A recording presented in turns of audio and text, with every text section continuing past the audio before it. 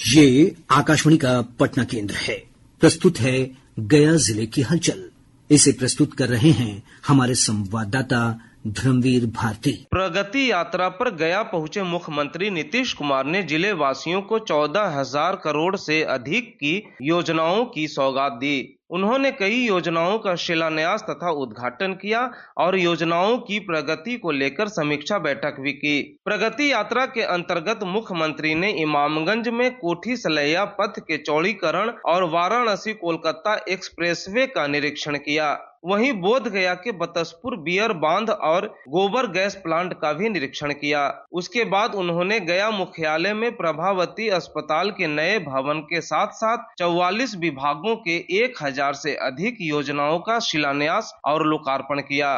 बोध गया मैराथन समिति और अंतर्राष्ट्रीय बौद्ध परिसंघ द्वारा बोध गया में कल मैराथन दौड़ का आयोजन किया गया। द्वितीय बोध गया मैराथन में भारत समेत विभिन्न देशों के धावकों ने उत्साह के साथ भाग लिया। भारत में मंगोलिया देश के राजदूत गनबोल्ड डम्बजाव ने मैराथन को हरी झंडी दिखाकर शुरुआत किया। साथ ही ओटीए गया के कमांडेंट लेफ्टिनेंट जनरल सुकृति दहिया ने भी अपनी पत्नी के साथ इस आयोजन में हिस्सा लिया। इस आयोजन ने भारत और मंगोलिया के बीच बौद्ध संबंधों को और मजबूत किया।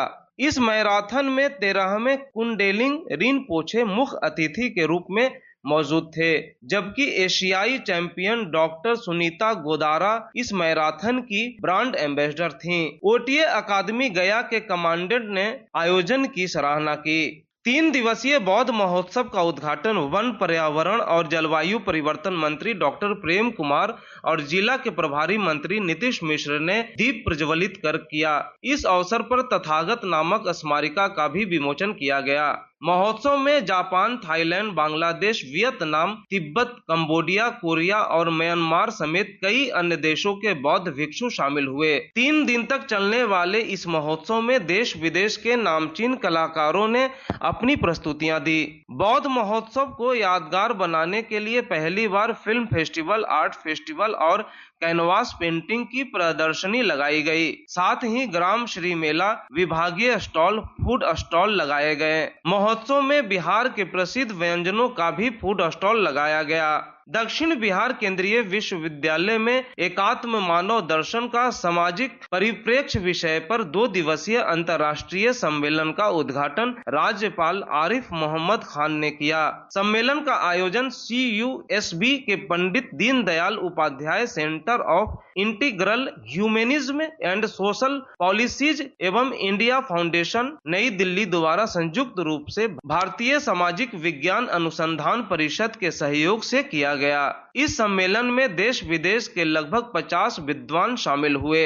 बोध गया में तीसरा लद्दाख जैमन मोल्लम चेम्मो का आयोजन किया गया। कार्यक्रम के अंतर्गत महाबोधि मंदिर में विश्व शांति के लिए ज्ञान स्थली पर 100,000 बार जल और पुष्प से जलाभिषेक और पुष्पांजलि अर्पित की। इस विशेष पूजा में लद्दाख के सभी प्रमुख नदियों और झीलों जैसे सिंधु नदी, जानसकर नदी, श्योक नदी, तसारप नदी आदि से पवित्र जल से यह अनुष्ठान किया गया। भारतीय प्रबंधन संस्थान बोध गया ने 3 दिवसीय वार्षिक सांस्कृतिक और खेल उत्सव एलिगांते 8.0 की मेजबानी की। कार्यक्रम में NSIT Patna, IMI Kolkata, Saint Xavier's Patna और IIM रांची जैसे प्रतिष्ठित संस्थानों के छात्र शामिल रहे। इस वर्ष का विषय अभ्युदय अर्थात प्रगति रहा, जो संस्थान की विकासशील सोच को रेखांकित करता है। भारतीय प्रबंधन संस्थान बोध गया ने दूसरे कार्यक्रम के अंतर्गत यूथ एंटरप्रेन्योरशिप समिट S 2025 की मेजबानी की। सम्मेलन में उद्यमियों, उद्योग संबंधित लीडरों और शिक्षाविदों के विचारों का आदान प्रदान करने का मंच मिला। फाइलेरिया उन्मूलन कार्यक्रम अंतर्गत सर्वजन दवा सेवन कार्यक्रम IDA 2025 का शुरुआत हुआ। जिला फाइलेरिया पदाधिकारी डॉक्टर ME हक ने बताया कि यह कार्यक्रम 10 फरवरी से प्रारंभ किया गया है और सभी नागरिकों को यह दवा खाना अनिवार्य है। गया वन प्रमंडल द्वारा मध्य विद्यालय भगवानपुर बोध गया में विश्व आर्द्र भूमि दिवस मनाया गया। हमारे साझा भविष्य के लिए आर्द्र भूमियों का संरक्षण विषय पर बच्चों ने चित्रकारी प्रतियोगिता में भी भाग लिया। अभी आप सुन रहे थे गया जिले की हलचल। इसे प्रस्तुत कर रहे थे हमारे संवाददाता धर्मवीर भारती।